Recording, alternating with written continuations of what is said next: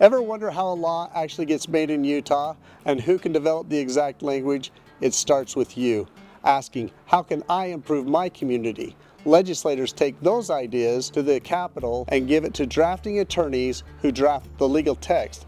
They consult with stakeholders and experts to make sure the language works. Once the draft is finalized, it gets a number, like HB 10 for House bills or SB 50 for Senate bills. Once numbered, the bill is public. You can track its every move, read the full text, and see who is sponsoring it at le.utah.gov.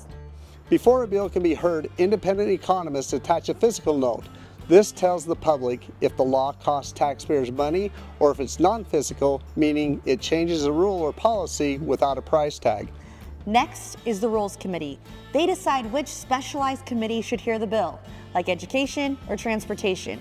Once it's assigned a committee by rules, the committee chair can choose whether or not to put it on the agenda. The chair of each committee has the important role of deciding if and when a bill will be heard in their committee.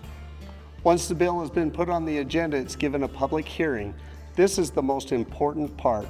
You can testify in person at the Capitol or virtually through the website to tell lawmakers why you support or oppose the bill.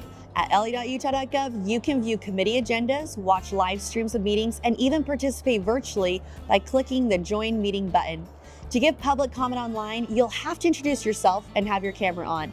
Remember to come prepared with what you'd like to say, as committees often have tight schedules to stick to. Each bill needs a majority of the committee to vote to favorably recommend for consideration from the full House to the floor. Amendments or changes to a bill can be introduced either in committee or on the House floor, but they also must receive a favorable majority vote in order to take effect. If the bill passes committee, it's added to the reading calendar. You can find the House reading calendar at le.utah.gov. From here, all 75 representatives, or 29 senators, debate and vote. A majority is needed in both chambers, 38 votes in the House or 15 in the Senate, for a bill to receive a favorable recommendation. If there are any changes between the House and the Senate versions, they meet in a conference committee to find a compromise. Once both chambers agree, then it heads to the governor's desk. You can see how each legislator voted on a bill in the committee or on the House floor under the status tab of every bill. From here, the governor has a few choices. He can sign a bill, making it law, choose to veto a bill, or do nothing, and the bill will become law on its effective date. The legislature needs a 2/3 majority, which is 50 votes in the House, 20 votes in the Senate, to override a governor's veto.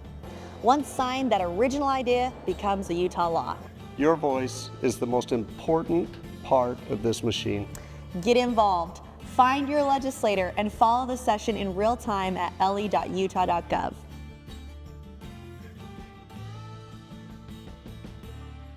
Go.